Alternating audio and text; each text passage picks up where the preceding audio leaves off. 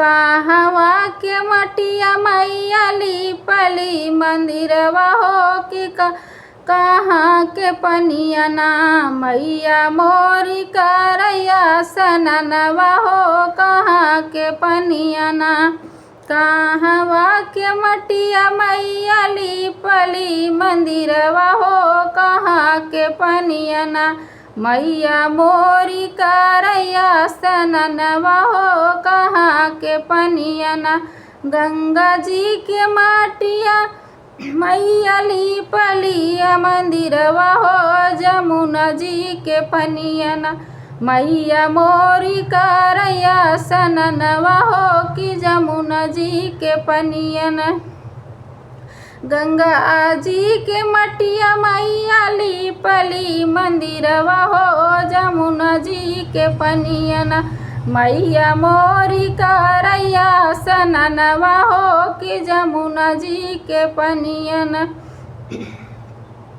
काथी के मचिवा मैया बैठी लयंगनवा हो कि काथी के कहिया ना मैया मोरी झारे लंबी केसिया हो कि काथी के कहिया ना। काथी के मचिवा मैया बैठली अंगनवा हो कि काथी के कहिया ना मैया मोरी झारे लंबी केसिया हो कि काथी के कहिया ना। काठ के मचिवा मैया बैठल अंगनवा हो कि सोने के कहिया ना मैया मोरी झारे लंबी केसिया हो कि सोने की कहिया ना।